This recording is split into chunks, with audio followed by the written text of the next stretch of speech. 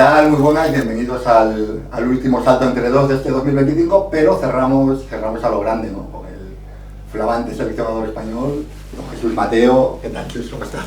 Hola, muy bien, muchas gracias.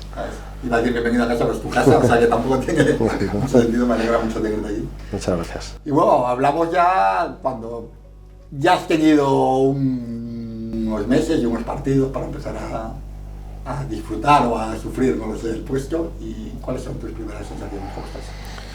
Pues estoy muy bien, estoy efectivamente disfrutando, ¿no? del momento, de esta situación nueva que se me presenta, de este reto tan apasionante que tengo por delante.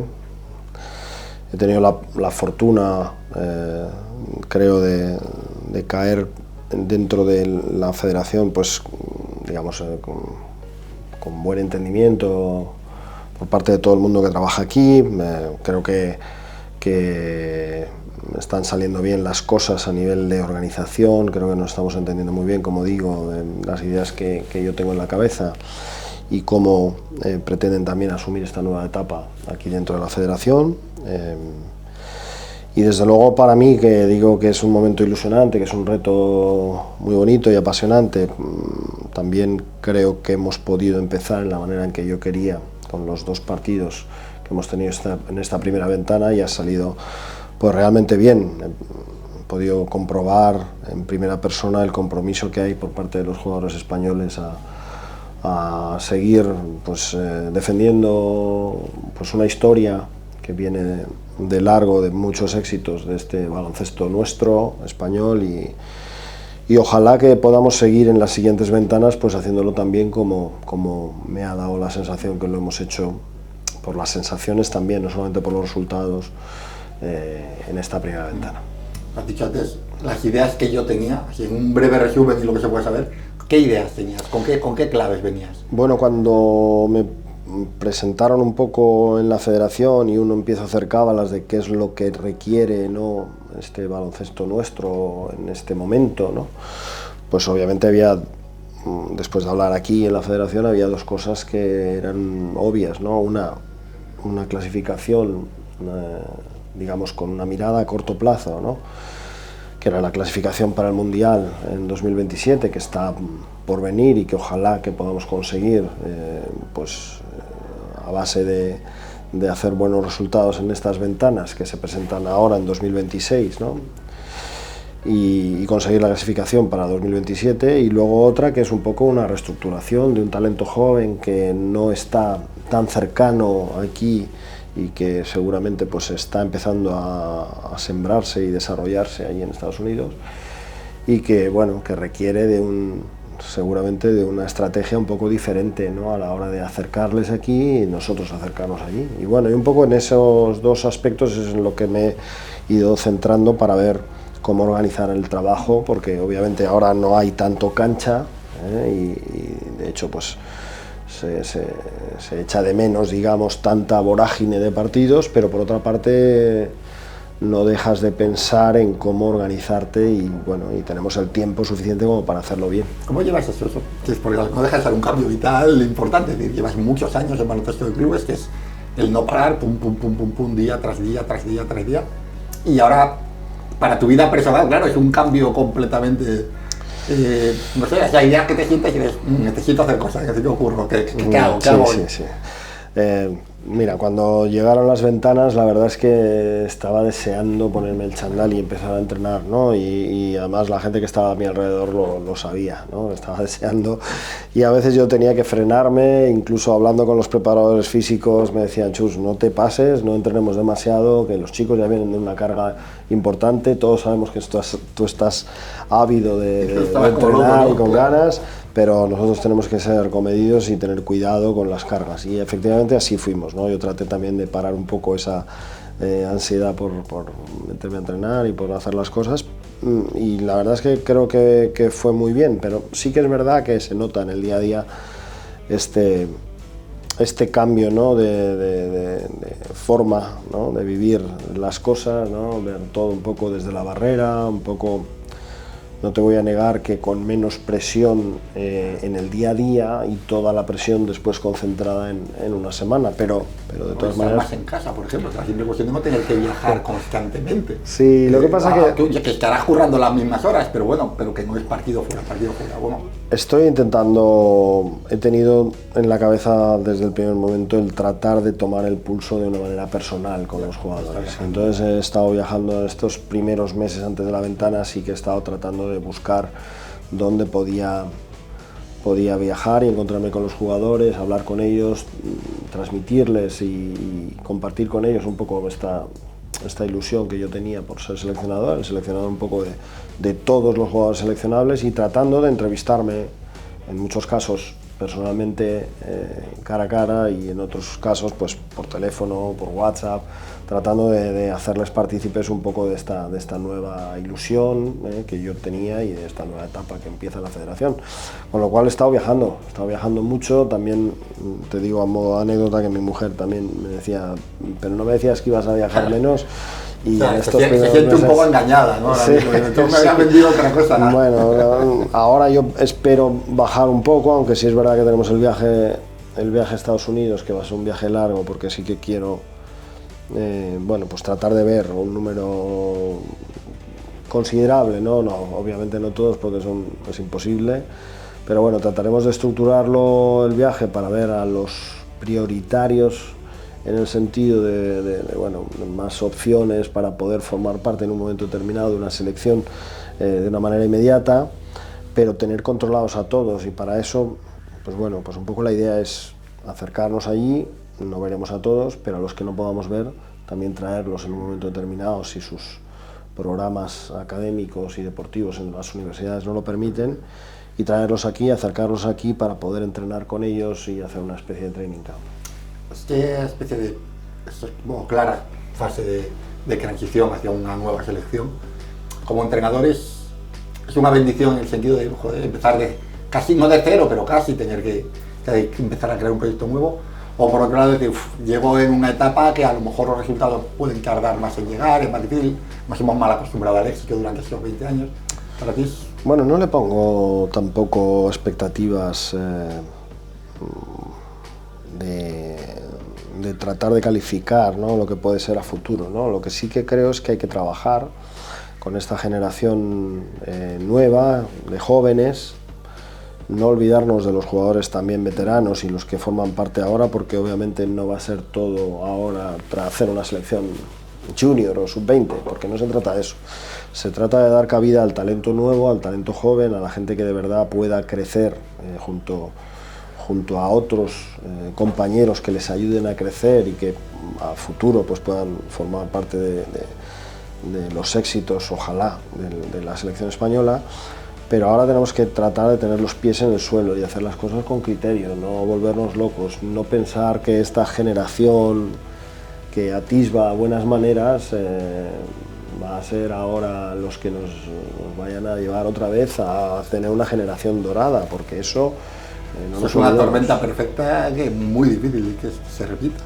Sin duda, ¿no? Aquella generación que solo dio títulos en un momento determinado y que cada vez que participaba sacaba una medalla, pues seguramente no va a ser tan fácil de conseguir, va a ser seguramente imposible conseguir esa cantidad de buenos jugadores que logren los títulos que lograron los antiguos, ¿no? Pero sí que es verdad que yo creo que tenemos posibilidades de hacer buenos papeles, o por lo menos de dejar el baloncesto español otra vez, después de 3 años donde a lo mejor pues los resultados no han sido los esperados, pues tratar de seguir compitiendo al nivel que se espera de una historia, de una selección española que siempre ha dado muchas alegrías y ha mantenido a la afición del baloncesto español en vilo, ¿no? Has hablado varias veces de lo que es Estados Unidos. Este año ha empezado mejor, es decir, tú lo has dicho, cuando se ganó el Mundial Sub-20, pues sí, como nos hacemos todos ilusiones muy rápido, todo parecía ya está otra vez como los juniors de oro, van a venir, van a dominar. Ya el baloncesto no es lo que era y no es tan fácil. Ya ha habido unos años que parecía que varios de esos jugadores se perdían o no, pero este año, por ejemplo, en NCAA, tanto Baba como Adai se han jugado a muy buen nivel. Son dos jugadores que yo creo que sí que están empezando a llegar a ese nivel. Son puntales a futuro quizá. Sí, Mario, que está ahí Mario, también, Mario está jugando Gonzaga, muy sí. bien. Y aquí no podemos olvidarnos de Sergio de la Rea, aunque ahora pues probablemente igual tenga un poquito menos de tiempo en la cancha de lo que estaba teniendo. Por supuesto hay jugadores jóvenes. No, ya Hugo, al que tú conoces perfectamente, pero que ya está en el siguiente escalón. Hugo no cabe duda que está, eso es, en el siguiente escalón y que también hay que tenerlo muy en cuenta. Por supuesto a Santi, que está lejos, a Eli Ndiaye, que también está en Atlanta, aunque esté jugando en G-League, con lo cual hay jugadores ahí con un potencial grande, ¿no? Pero como digo, nosotros tenemos que tratar de barajar un poco o de sopesar un poco qué es lo que conviene en cada momento y hacerles partícipes de que en un momento determinado pueden formar parte de una selección española para competir en un determinado momento, y si no son ellos serán otros, pero que todos forman parte de esa selección y que van a estar presentes. Es que la selección son 40. Exacto, ¿no? Eso es un poco la idea, ¿no? Que todo el mundo se sienta partícipe de conseguir o aportar su granito de arena a una selección española que ha de ser de todos. En mi opinión tiene que ser, pues eso, que ahora por circunstancias los jugadores que no han podido ser partícipes porque estaban en NBA o en Euroliga, pero sin embargo han sido, no digo suplidos, porque no es la palabra, los mejores jugadores que han podido ir han hecho un papelón en las ventanas, han jugado fantásticamente bien y para mí han sido los mejores que podían ir, porque es la verdad, eran los que a mejor nivel estaban jugando en sus equipos, han tenido minutos en los equipos donde estaban jugando, han sido importantes. Y así lo han demostrado después. Hay que hacer mucho equilibrismo ahora, para calendario no te lo pone fácil. Bueno, sí, pero es lo que toca y hay que adaptarse. Al otro lado, también sabes que... No, sin duda, pero yo creo que hay que tener la capacidad, como entrenadores, nosotros tenemos que tener una capacidad de adaptación que creo que debe marcar como una característica buena de un entrenador el saber adaptarse a lo que toca. Y toca adaptarse a unas circunstancias y hay que adaptarse, y si te toca tener un equipo diferente tienes que tener un equipo diferente, y si tienes que jugar con 5 abiertos tienes que ser capaz de darle vueltas a las cosas para hacerlo bien.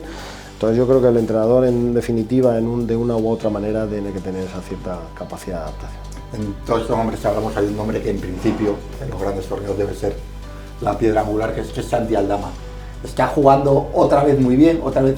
Yo con Santi tengo un problema, esto es una opinión mía personal, creo que se debería haber ido de Memphis a un equipo donde pudiera ser titular, porque creo que hay un potencial titular importante en NBA en Santi, pero bueno, como hay muchas lesiones, está jugando bastante, está jugando muy bien. ¿Cómo ves la evolución de Santi? ¿Cuál es el techo de Santi? Porque yo creo que todavía no nos hemos acercado. Bueno, acercarnos, estamos en el camino de acercarnos, pero seguramente tiene todavía un potencial por descubrir, ¿no? Lo que sí te puedo decir de Santi es que cada vez que hablo con él descubro a alguien con un compromiso extraordinario. Una madurez, ¿verdad? Una madurez tremenda, con unas ganas de hacer las cosas bien, con unas ganas de hacer historia con la selección española, que eso es algo muy bonito, que demuestra mucha ambición. Y seguramente, pues bueno, pues habrá tenido sus momentos mejores, peores en Memphis, pero ahí le quieren. Y se lo han pagado, que es lo que demuestra la NBA, que te quieren. Exacto, entonces, bueno, le quieren y él está demostrando también una profesionalidad y un cariño hacia la franquicia también importante. Sin duda, Santi es una piedra angular de la futura selección española, a mí no me cabe duda ninguna, y ojalá que a nadie el hecho de que todavía a lo mejor esté por eclosionar esa mejor versión de Santi, pues que a nadie le genere ningún ápice de duda, porque Santi para mí va a ser absolutamente clave. Y el otro hombre que siempre sale, y es un hombre muy especial, es Ricky. La verdad es que está siendo una gozada verle jugar así otra vez, pero entiendo, y te lo escucho a ti y no puedo estar más de acuerdo, que ya con Ricky hemos llegado a un punto que la atención es que él tome bien tomadas está, y sí debe ser él el que marque todo el rato su camino. No, sin duda hay que congratularse, ¿no? por verle feliz, por verle sonreír, por verle disfrutar, por verle hacer mejores a sus compañeros, porque es obvio que el Juventud, aparte de porque está muy bien entrenado, ¿no? y porque tiene buenos jugadores, Ricky les da un salto de calidad y les ayuda a mejorar, ¿no? Por su experiencia, por su capacidad creativa, por la cantidad de cosas que aporta entre rebotes, asistencias y puntos. al equipo, seguramente por los consejos que da a esa mezcla entre veteranos y jóvenes que tiene Juventud ahora mismo, ¿no? Creo que es una gozada verle, creo que todos hemos de disfrutar de Ricky Rubio al mejor nivel como está alcanzando. Da gusto verle jugar, de verdad, y se le ve sonreír, y eso para todos es algo que nos ayuda a hacernos feliz, ver un jugador como él disfrutando, y ojalá pues que un día podamos también en la selección contar con él, pero depende de él, y eso es algo que nosotros no somos quien para tomar una decisión que ha de ser de una manera tomada de una manera individual, sopesada, que obviamente es así como él hace las cosas, dándole muchas vueltas a las cosas y pensando que es lo mejor, y lo mejor para él será siempre bienvenido. O sea que... Es lo que ha hecho Ricky, aparte de que lo que ha hecho en la cancha, luego es lo que ha hecho por plantear el tema de la presión y la salud mental en el deporte israelí, que ha sido muy, muy importante. Tú que llevas ya muchos años trabajando con chavales, con gente muy joven que llega con un nivel de expectativas y de presión exagerado, hemos mejorado mucho en eso. De verdad, por fin está encima de la mesa, que es muy difícil a un chaval de 18 o 20 años con ese grado de presión también llevarle por el camino en el cual eso no le abrume. Es que hay una mezcla que es difícil de manejar en ocasiones, depende en qué momento, ¿no? A veces de las expectativas uno se las crea, no solamente hablo de jugadores, hablo de entrenadores. Los entrenadores igual. Luego estáis más hechos, ¿no? Que cuando llegas a entrenador ya eres más mayor. Sí, es verdad que es importante estar rodeado, bien rodeado, también de gente que en un momento determinado esas expectativas te las haga aterrizar y bajar un poquito al suelo y valorar bien las cosas, pero yo creo que es importante en el baloncesto, cuando alguien atisba el profesionalismo, el relativizar.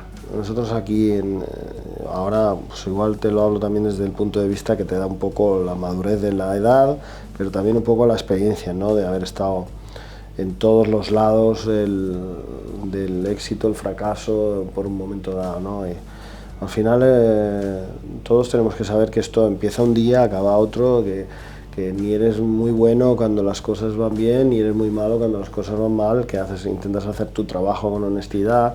Los jugadores exactamente igual, trabajan muy muy duros para hacerlo lo mejor posible, pero que si al final esas expectativas no se alcanzan, la frustración no puede ser de tal manera que en un momento determinado pues te puedan llevar a tener un problema, ¿no? Al final nosotros creo que hemos de entender que el baloncesto efectivamente es una cosa muy importante en nuestra vida, pero no tan importante como otras, ¿no? No trascendental. Y diferenciar también entre lo importante y lo trascendental en la vida ayuda, pero ayuda muchas veces a relativizar.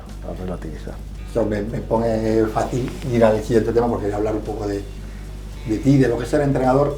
Yo mantengo la teoría, y lo he discutido con algunos amigos entrenadores muy seriamente, que se empeñan en seguir ya con la vida resuelta, 70 años, y seguir. Ser entrenador, chus, es la peor profesión del mundo. Es la única profesión que yo conozco que sabes que va a acabar mal. Porque yo entro en un periódico y pienso, bueno, igual me jubilo aquí, pero vosotros básicamente, por muy bien que os vaya, ¿qué dura un entrenador en un sitio? 10, 12 años, que ya es un éxito tremendo. Antes o después te van a echar, y eso no sé cómo se convive con eso y por qué os gusta tanto. Bueno, es una pasión, o sea, está dentro de ti y te gusta enseñar baloncesto, te gusta tratar de conseguir que tu equipo juegue de una determinada manera, tratar de conseguir resultados, por qué no decirlo también, tratar de encontrar en el jugador a alguien que en un momento determinado te devuelve con su juego o con su aprendizaje, también muchas de las cosas que tú tratas de darle, pero al fin y al cabo es una profesión pública que también está en los ojos de cualquier persona, entienda o no de baloncesto. Ya no hablo de medios de comunicación, sino también de directivas o de aficionados de la calle, que como tu trabajo es público, pues cualquiera tiene una opinión, es lícito y no hay por qué rasgarse las vestiduras por ello. Lo que ocurre es que a veces pues, el generar opinión en un momento determinado sin conocer el día a día no no es fácil. Y la profesión, pues bueno, tiene sus momentos malos, sus pros, sus contras, pero yo creo que tiene, para nosotros, los que somos entrenadores, sin duda ninguna, mucho más pros, ¿no?, que contras. Ese es el momento agridulce, cuando en un momento determinado te dicen, oye, no contamos contigo para que continúes con un proyecto, pero hay otros momentos muy bonitos también dentro de esta profesión que hay que tratar de saborear, y no hablo solamente de los triunfos, ¿no? El hecho de de conseguir una cierta confianza, digámoslo así, entiéndase bien, desde el punto de vista profesional con los jugadores o con las jugadoras, en un momento determinado ser capaces de ser cómplices de un objetivo común, de llegar a alcanzar algo muy bonito, se genera también unos vínculos en ocasiones que se recuerdan con mucho cariño a posteriori, ¿no? Lo que pasa es que siento que eso es cierto, es un deporte también muy ingrato en que tú en general eres igual de bueno o de mal entrenador cuando las cosas salen que cuando no salen. Es decir, no hay tanto cambio. No hay tanto cambio en que el Chus, y esto vale a cualquiera, que gana 15 partidos seguidos, y que el Chus que 6 meses después pierde 4. O sea, has podido equivocarte en algo concreto, sí, pero eres al 99% eres el mismo entrenador. Por lo tanto, es una cosa que yo no sé muy bien cómo se gestiona internamente. Es decir, no sé, yo soy el mismo entrenador, no soy tan malo ahora, a lo mejor no era tan bueno antes tampoco. Hay un factor azar, por así decirlo, sí, de cosas incontrolables para ti. Estoy absolutamente que joder, me cuesta pensar cómo convivir con ellos, ¿no? O sea, yo sé cuando escribo una columna buena y una mala, pero tú has planteado el partido igual de bien y a lo mejor es que no entra un triple por centímetro. A mí me encanta el inicio de la película Match Point. Sí, es exactamente eso. De Woody Allen. Me encanta por la realidad que transmite en un primer minuto, donde esa pelota que toca la red cae de un lado o cae de otro, ¿no? O sea, yo estoy contento porque durante mi carrera deportiva, conmigo al frente, el Real Madrid, por ejemplo, pudo ser campeón de la Euroliga, pero si ese tiro no entra, es o el éxito o el fracaso. Muchas veces, esa misma pelota que toca la red y que cae de un lado o cae de otro, te hace por un momento determinado parecer un entrenador que has ganado y que es exitoso, a parecer como al año siguiente que se pierde la final, pues claro, un entrenador que has perdido una final y has fracasado, ¿no?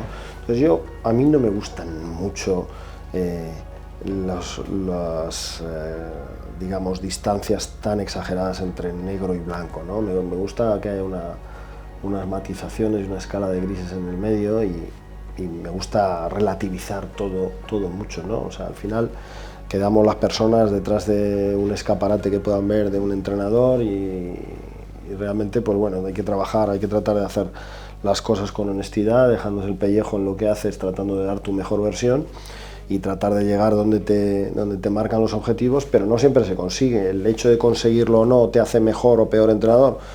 Bueno, el trabajo ha sido bueno, a veces tienes que pensar que la satisfacción es la mejor recompensa de haber trabajado bien, ¿no?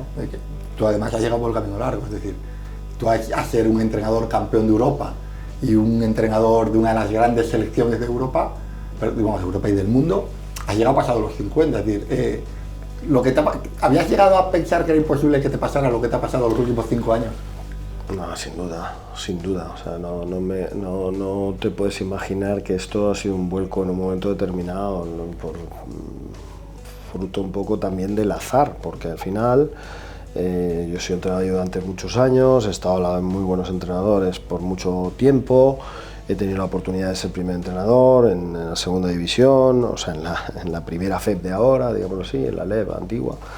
He estado en China, he entrenado otros equipos, y yo pensé que no iba a tener una oportunidad más como primer entrenador, pero estaba bien donde estaba a gusto, estaba trabajando a gusto como ayudante, y de repente pues sale una oportunidad que asumes casi porque realmente aparece en el camino sin esperarlo, y bueno, y ahora aparece otra oportunidad que desde luego me hace sentirme pues un poco un tío afortunado por una parte, un privilegiado por otra, porque al final haces la profesión que siempre te ha apasionado desde jovencito, desde que tenías 16 años que empiezas a entrenar, pues bueno, efectivamente te has ido formando, pero nunca esperas, nunca sabes lo que te va a pasar. Yo siempre digo que también, volviendo al cine, la caja de bombones de Forrest Gump, en la vida es como una caja de bombones. Totalmente. ¿no? Pues, Yo cuando doy clases a chavales a veces en los másteres y tal, y digo, ¿qué es lo básico para ser periodista, tal? Y que lo considero que lo básico para todos, lo primero que necesitas es suerte. Luego tienes que estar preparado cuando la suerte te llega, pero la de gente, y tu caso es evidente. O sea, tú llevas 30 años preparado para asumir una responsabilidad como esta, pero si no hay un momento en el que se abre esa puerta por azar, a lo mejor ahora mismo que un Mateo sigues currando ayudante, tan feliz, pero no hubieras sabido hasta dónde estaba tu techo, y tu techo estaba en lo más alto. Pues te has ganado Euroliga, que esto estamos hablando de un nivel, no un buen nivel, estamos hablando del máximo. Sí, no, exacto, que la suerte te pille trabajando, ¿no? Exacto, es lo que esa es decís, la frase. ¿no? Entonces, bueno, pues sí, afortunado. Oye, y has tenido que currar el doble que el resto al no ser, cuando uno viene de puro amor por el baloncesto, pero no de haber jugado profesional, de no haber estado a alto nivel, te toca demostrar mucho más. No soy consciente de ello, ¿no? Sinceramente, no, he trabajado siempre he trabajado mucho porque me gusta meterme en el papel y no me cuesta, no es un sacrificio trabajar para mí en lo que me gusta, o sea, me apasiona tanto, me gusta tanto, le doy tantas vueltas a la cabeza que entiendo que lo hacen el resto de entrenadores exactamente igual que yo, o sea, no soy yo más en esto que otros, estoy seguro, pero tampoco creo que a la gente que vive las cosas con pasión le cueste hacerlo, o sea, trabajar en algo que te gusta es un lujo en general para la mayoría de los seres humanos y no siempre tienes la fortuna de tener un trabajo que te guste. ¿Cuál es lo que más cuesta en el cambio de ayudante a entrenador jefe? ¿El trato con los jugadores, el liderazgo, todo esto es lo que más cambia? ¿O eso ya lo tienes? Bueno, tienes simplemente que asumir un cambio en la toma de decisiones. Como ayudante es fácil responsabilidad, proponer. ¿no? Claro. Yo como ayudante propones alegremente y no pasa nada. Si te compran la idea, al final la vendes tú. Pero al final tomar las decisiones, y por eso los cargos de responsabilidad pues seguramente tengan eso, más responsabilidad y tengan más riesgo. Al final el que toma las decisiones a veces acierta y otras veces no acierta. El liderar, como bien decías, ¿no? Un grupo que estaba acostumbrado a un perfil diferente, de repente tiene que asumir, incluso tus compañeros, ¿no? Con los que has trabajado codo con codo, tienen que asumir que ahora te toca ese cambio de papel. Bueno, pero tienes que tratar de hacer las cosas, yo creo, con sentido común, con criterio, no pensar que eres más que nadie, siempre es del respeto, porque es una de las cosas que creo que como líder, entre comillas, he aprendido que siempre hay que respetar a los demás, independientemente de que sus opiniones sean diferentes, porque también pues, en un momento determinado pues, creo que eso es lo que hace funcionar un grupo, ¿no? El respetar. Yo si quiero hacer ver que hay que trabajar, tengo que ser el primero en dar ejemplo. Si quiero ser puntual, tengo que ser el primero en dar ejemplo. Si quiero no tirarme de los pelos cuando las cosas salen mal, tengo que dar ejemplo. Tengo que tratar de predicar con el ejemplo, y eso es lo que creo que hace un líder. Y luego llegar después de gente tan establecida, primero en el Madrid, el caso de Pablo Lasso, luego aquí después de ser, yo creo que todos los éxitos que ha tenido, ¿eso es una presión extra o uno no puede pensar en eso? A ver, es obvio que es una presión extra, ¿no? El hecho de que haya un listón tan alto porque los predecesores han conseguido hitos y éxitos tan altos, ¿no? Pues es obvio que eso es algo que bueno, que tú te pones también como ambición, ¿no? De conseguir, ¿no? Retos ambiciosos y tratas de conseguir llegar a eso, pero tampoco me lo planteo mucho, ¿no? Trataré, como siempre he dicho, de hacer las cosas a mi manera tratando de dar lo mejor posible de mí mismo, ¿no? Ha habido suerte en mi anterior etapa, pues tratando de mantener un nivel más o menos, creo que se ha conseguido, y ojalá que aquí en la Federación Española pues se pueda conseguir también el nivel que mi predecesor ha conseguido aquí, ¿no? De todas maneras, pues tanto la historia del Real Madrid como la historia de la selección española son historias de muchísimo éxito, y ojalá que podamos estar a la altura, ¿no? Es lo único que deseo y que pido, ¿no? Que consigamos estar a la altura. Hemos hablado un poco del Chus seleccionador, hemos hablado del Chus entrenador como carrera tal. Hablamos un poco del Chus amante del baloncesto. Tú dices, desde los 16 años llevo entrenando. ¿Cómo te enamoras de esto? Claro, generacionalmente te pilla de pleno en la adolescencia el boom del básquet de los 80. Porque, claro, tú tienes 13, 14 años cuando esa selección explota, pero no sé si es por eso o cómo te enamoras tú del básquet. Sí, bueno, yo empecé a jugar al baloncesto en el colegio, sí. Y como todos, pues bueno, intentas hacerlo lo mejor posible, pero uno se da cuenta que no es fácil. No es fácil el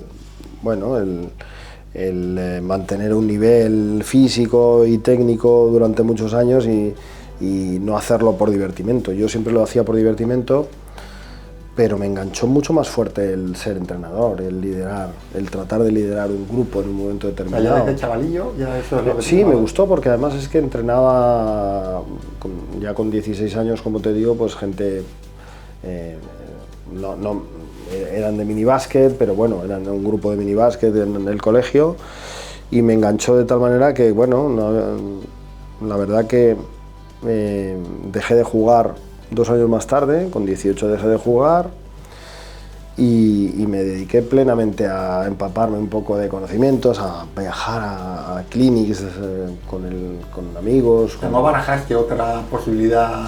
A ver, cuando vas dándote cuenta que es difícil el ser entrenador a futuro, pues obviamente barajas otras cosas. Yo estudié publicidad y traté de trabajar por algún momento como publicista, he hecho entrevistas puerta a puerta, he vendido seguros, he tenido una empresa de fotocopias, he hecho 1000 cosas en la vida para salir adelante. Pero eran complementos para sostener la pasión.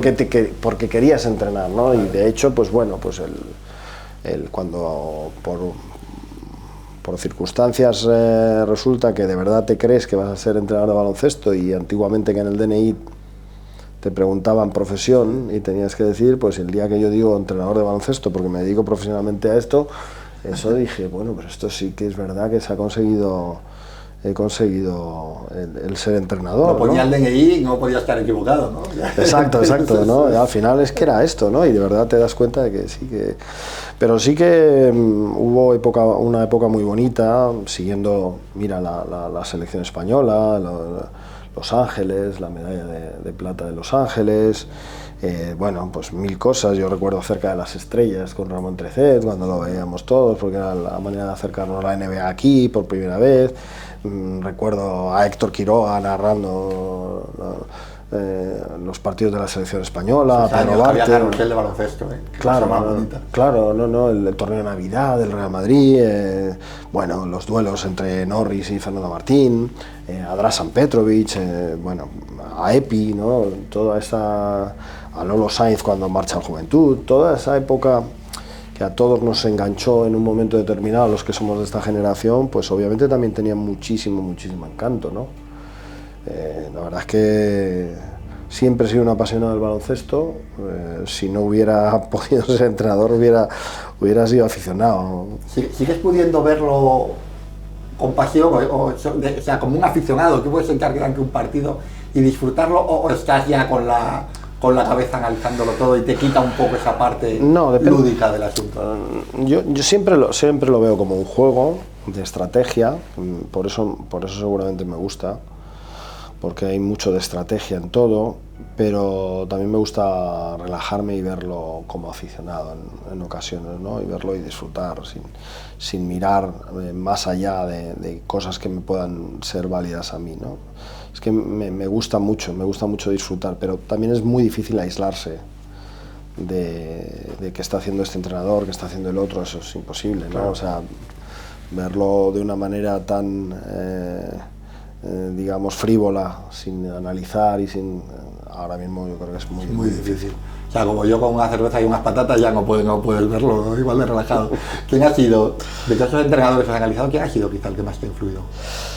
Pues mira, de todos esos entrenadores con los que he estado, de todos he aprendido mucho, de Pablo Lasso, de Sergio Scariolo, por supuesto de Julio Lamas, de Javier Imbroda, de Salva Maldonado. He aprendido mucho de todos ellos, de todos estos primeros espadas, ¿no? Sin duda ninguna, y han sido 8 años con Pablo, han sido también 6 años con Sergio y 3 en la federación. Pero si te tengo que ser sincero, y siempre digo un poco este nombre, hubo una persona aquí también en la Federación Española, cuando en categorías inferiores coincidí con él y aprendí mucho de él, no solamente del baloncesto sino de la vida. Ángel Pardo era un entrenador que, bueno, es un entrenador, porque aunque sea retirado aún está ahí, de vez en cuando algunos consejos me caen, pero tanto de la vida como de muchas cosas de la vida como del baloncesto, un baloncesto más antiguo, por qué no decirlo, pero muy puro, de muchas enseñanzas de verdad que aún permanecen y que son esencia para mí de lo que es un buen baloncesto en un momento determinado. Pues lo aprendí de él en las selecciones inferiores de aquí, de la federación. Y ahora que hablas de un baloncesto muy antiguo, muy puro, un poco de la evolución que tal, ahora que hay tanto debate con el exceso del triple, tal, ¿eres partidario como algunos de hacer cambios estructurales? Puede ser alejar el triple, puede ser ensanchar la pista. ¿Eres partidario de eso? Porque claro, la realidad es la que es. Cada vez tiran mejor, cada vez son más grandes y más rápidos. Es verdad que hay veces que parece que el juego, no sé si se limita, vosotros veis mucho más matices, pero que está mucho más abocado a 2-3 cosas. O sea, que el tiro media distancia tiende a desaparecer. No lo sé, no sé si es necesario. ¿Tú crees que es necesario cambiar algo o el baloncesto es lo que es? Si te tengo que comprar una de esas propuestas, te compraría lo de ensanchar la cancha. Sí, un poquito, ¿no? Seguro que sí. Lo demás no lo valoro como algo que haya que hacer inmediatamente, porque creo que también en ocasiones las defensas ayudan a que todo esto... Los jugadores tienen más recursos ofensivos, pero también son mejores físicamente, más rápidos en llegar a contestar un tiro. Las defensas también tienen mucho que decir en todo esto, y yo creo que aunque la línea de 3 puntos cada vez parezca más cercana, y eso es obvio, yo creo que a eso todavía le daría un margen de permanencia. Pero sin embargo el ensanchar la cancha creo que sí, que se nos ha quedado un poco pequeña, hay muchas pérdidas de valor. La evolución humana, ¿no? Exacto, por así decirlo. Exacto, claro. Exacto. Claro. Luego está el tema de la estadística. Yo soy un loco de la NFL, por ejemplo.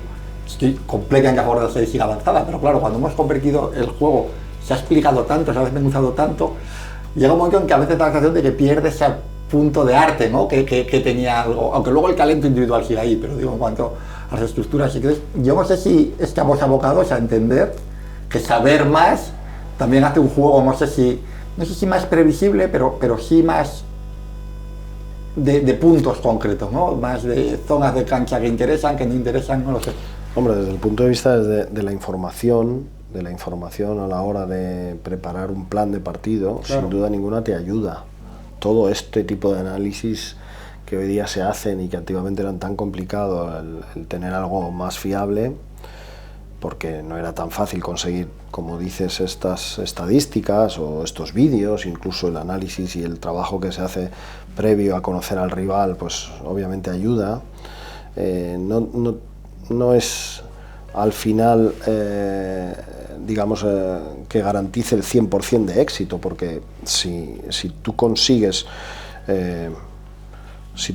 entender esa mezcla entre el análisis del rival o el análisis propio en un momento determinado con el olfato que nunca debe perder un entrenador a la hora de tomar decisiones dentro de la cancha o de los jugadores, ¿no? Incluso, por supuesto, ¿no? A la hora del talento que en un momento determinado es capaz, o de la inspiración que en un momento determinado es capaz de crear, digamos, una nota disonante, ¿no? Sí, con una mandarina y no la puedes planificar, es decir, eso entra. Hay ciertas cosas que obviamente, o simplemente el cambio de un entrenador en un momento determinado para cambiar una estructura de juego bueno, que le permite desde su propio talento variar también una dinámica de un partido. Tú lo has dicho antes que es un juego de estrategia, y es verdad, pero no quiero insistir en la NFL, pero es que lo que siempre pienso, a mí siempre cuando me preguntan por qué me gusta la NFL, digo, porque aunque no lo veáis, es casi ajedrez con seres humanos, todo está avanza 12 metros, un giro tal.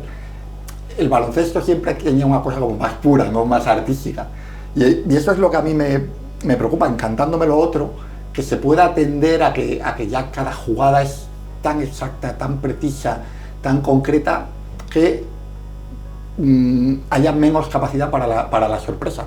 Aunque, como tú bien dices, la inspiración aparece y cambia y decide un partido. Pero a lo mejor es un minuto de los sí, frente a 39. Pero aquí hay una cosa que yo creo que hace que los jugadores sean buenos o muy buenos, o muy buenos o extraordinariamente buenos. Y es la toma de decisiones. La toma de decisiones en función de un tipo de defensa, de una manera de defender, etc. Eso no lo puedes preparar tú. Eso no lo preparas tú, esos son ellos. Y ellos nunca van a dejar de ser los protagonistas de este juego. Porque la capacidad de reacción, la toma de decisión final, por mucho que tú pintes en una pizarra, a mí, siempre que pinto en la pizarra es canasta. Claro, entra siempre, claro. Pero al final ellos son los que toman las decisiones y los que hacen que el baloncesto en un momento determinado sea mágico o sea una patata. Sí, de claro. Entonces ellos tienen mucho que decir, los jugadores, y se preparan precisamente para tomar decisiones a una velocidad cada vez mayor y tomar la decisión adecuada durante muchos minutos de juego, porque al final, no nos engañemos, el baloncesto es un deporte de errores, se falla mucho más seguramente que se acierta y hay que sobreponerse al error. Y eso es otra cosa que también cuenta, cómo un jugador mentalmente es capaz de asumir un error en un momento determinado porque su tiro anterior ha fallado y hay que olvidarse y hay que hacer un acierto atrás y hay que saber que al final tienes que tener una suma de aciertos mayor que la de errores, pero ser capaz de afrontar el error, ¿no? Entonces mantendré la esperanza que esto no se escape. Oye, ¿te das tiempo para algo fuera del básquet, para otros hobbies, otras aficiones, o esto te come por decreto? A mí tú y yo que el cine, porque me has quitado un par de pelis por lo menos. Bueno, me gusta el cine, lo que pasa que ahora más complicado, tengo 2 enanos y es complicado. Es complicadísimo, sí, organizarse un poco, pero sin embargo sí me gusta tener gente en casa, me gusta celebrar, me gusta mucho celebrar, me gusta mucho la cerveza y me gusta mucho compartir la cerveza con amigos, es algo que me gusta mucho, ¿no? Bueno, seguramente estar en casa es una cosa que con la familia y con amigos te diría que casi lo que más disfruto. Me gusta mucho charlar, me gusta mucho reír con la gente. Ya te digo que me gusta, soy un ser social. Pues nada, que haya muchas cosas que celebrar, muchos motivos por los que reír y alguna cerveza que tomar. Seguro que sí. Y un placer estar aquí contigo. Y nada, feliz Navidad, feliz año y que en 2026 a currar, que hay mucho trabajo.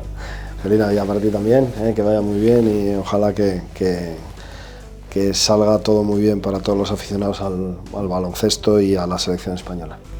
Bueno, pues lo mismo a todos los que estéis allí, ha sido un placer estar con vosotros un año más. Y nada, el año que viene nos volveremos a ver, sed buenos, es una reinada que yo me haría y pasadlo bien. Un abrazo.